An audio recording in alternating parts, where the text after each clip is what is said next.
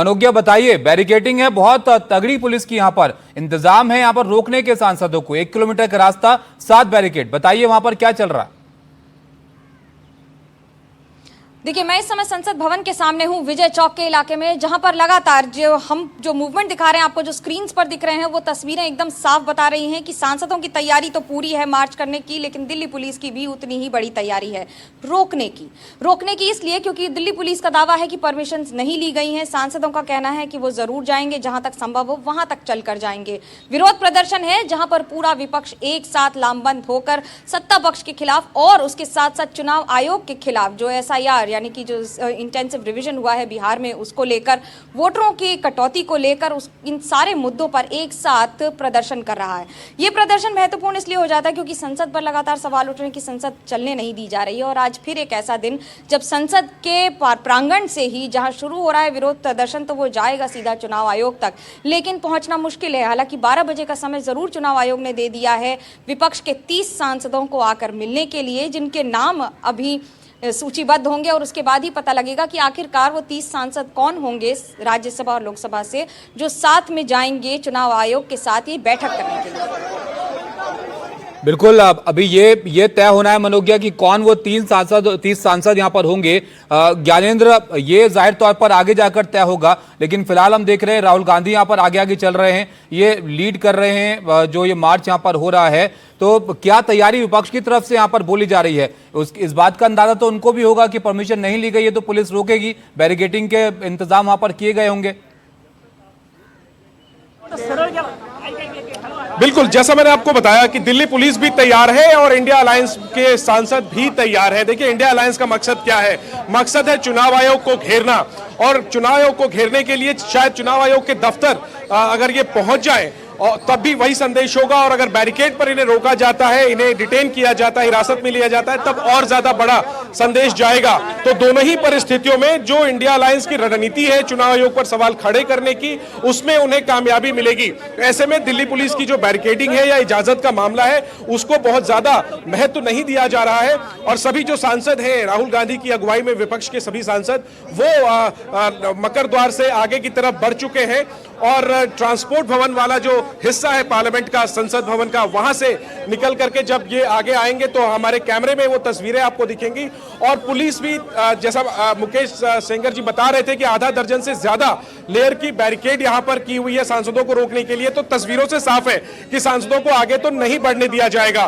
Police अपनी तरफ से रिक्वेस्ट करेगी कि 30 लोगों का प्रतिनिधिमंडल जो है वो आगे आए और वो चुनाव आयोग दफ्तर तक जाए, क्योंकि 30 लोगों को मिलने की इजाजत चुनाव आयोग ने दी है। हालांकि देखिए, इससे पहले भी हमने देखा है पिछले प्रदर्शनों के दौरान, जब भी विपक्ष के सांसद मार्च करते हुए आगे बढ़ते हैं और अगर इजाजत नहीं होती है तो उन्हें हिरासत में लिया जाता है, और हिरासत में लेकर पुलिस जो है वो उन्हें दूर लेकर जाती है। कुछ घंटों के बाद फिर उन्हें छोड़ दिया जाता है। उसकी पूरी तैयारी यहां नजर आ रही है। इंडिया अलायंस के सांसद भी हिरासत की परिस्थिति में हिरासत देने को तैयार है। हालांकि एक राय यह भी है कि चूंकि डेलीगेशन को मिलने का समय दे दिया है चुनाव आयोग ने, ऐसे में बेहतर यह होगा कि डेलीगेशन जो है विपक्षी सांसदों के वरिष्ठ नेताओं का, वो चुनाव आयोग के दफ्तर जाए, उन्हें ज्ञापन सौंपे, अपनी बात रखे, और तब तक विपक्ष के तमाम सांसद जो है वो बैरिकेड पर ही, मैं कहूंगा अपने कैमरा पर्सन से आप तस्वीरें दिखाते रहिए दर्शकों को कि किस तरीके की तस्वीर है यहाँ पर। तो मैं आपको बता रहा था कि इंडिया अलायंस में कुछ नेताओं का ये कहना है कि बेहतर ये होगा कि प्रतिनिधिमंडल जो है वो चुनाव आयोग से मिले, ज्ञापन सौंपे, और तब तक जो सांसद है वो यहीं पर रुककर जो है वो अपना प्रदर्शन करें, और इसके बाद जब प्रतिनिधिमंडल वापस आए तो फिर ये वापस हाउस में जाएं, सदन में जाएं, क्योंकि 2 बजे तक के लिए स्थगित जरूर हुआ है, 2 बजे से फिर सदन की कार्रवाई शुरू होगी। ऐसे में जब सांसद यहां पर पहुंचेंगे तभी स्पष्ट हो पाएगा कि क्या रणनीति बनाई जाती है, क्या यहां पर टकराव देखने को मिलता है, और क्या इसके बाद सांसदों को हिरासत में लिया जाता है, या फिर सांसद शांतिपूर्वक तरीके से जहां पुलिस रोकेगी वहां रुक जाते हैं और फिर प्रतिनिधिमंडल को आगे जाने का मौका देते हैं। क्योंकि मूल मकसद देखिए इसमें जो मैं आपको बता रहा था कि संदेश देना है, और जो सांसद हैं सभी जो निकले हैं मकर द्वार से, उनके हाथों में तख्तियां हैं जिस पर कि SIR के खिलाफ नारे लिखे हुए हैं, चुनाव आयोग को पर सवाल खड़े हुए नारे लिखे हुए हैं, और सारे सांसद विपक्ष के। लेकिन ज्ञानेंद्र, जो चिट्ठी चुनाव आयोग को लिखी गई थी परमिशन के लिए, उसमें सिर्फ FIR का ही सिर्फ मुद्दा नहीं है, और कुछ भी चर्चाएं होंगी इस मुलाकात में।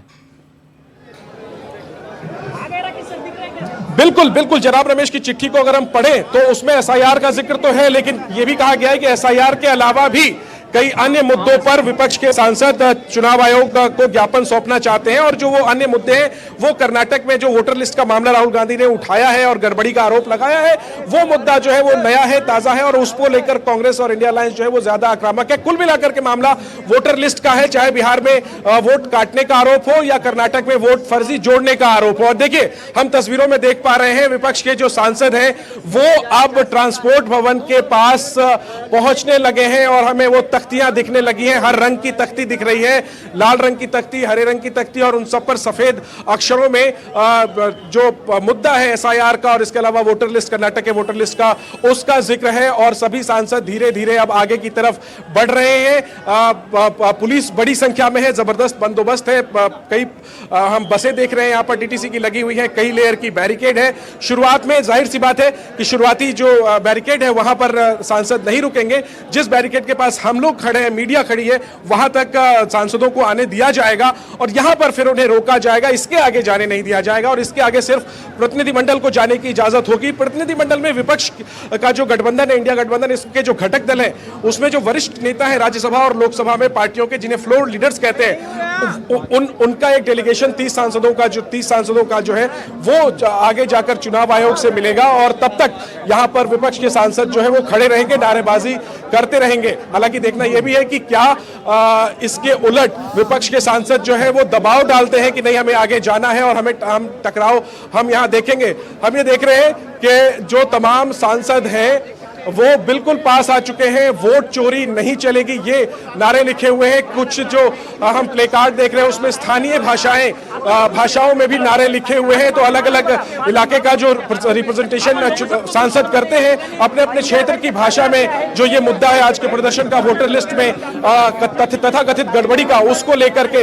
ये प्रदर्शन चुनाव आयोग तक मार्च जो अब पहुंच चुका है पीटीआई बिल्डिंग के पास। और यहाँ पर पुलिस ने उन्हें रोक दिया है, पहले से जो बंदोबस्त थे आप देख रहे हैं तस्वीरों में, और सभी सांसद जो है वो नारेबाजी कर रहे हैं वहीं पर। और पुलिस जो है वो घेरा बना करके एक दीवार बन करके पुलिस खड़ी है और सामने उनके ठीक बगल में जो सांसद हैं वो सभी प्रदर्शन कर रहे हैं। हम देख रहे हैं कि सभी सांसदों के हाथ में प्ले कार्ड तो है ही है, साथ ही सफेद रंग की टोपी भी पहनी हुई है। हम राहुल गांधी को देख सकते हैं, सबसे आगे वो चल रहे हैं, उनके साथ केसी वेणुगोपाल है और वो पुलिस से बात करने की कोशिश कर रहे हैं। बिल्कुल, और ये प्रियंका गांधी को भी हम यहाँ पर देख रहे हैं ज्ञानेंद्र जी। बिल्कुल, अब तो ये मार्च अब धीरे धीरे आगे बढ़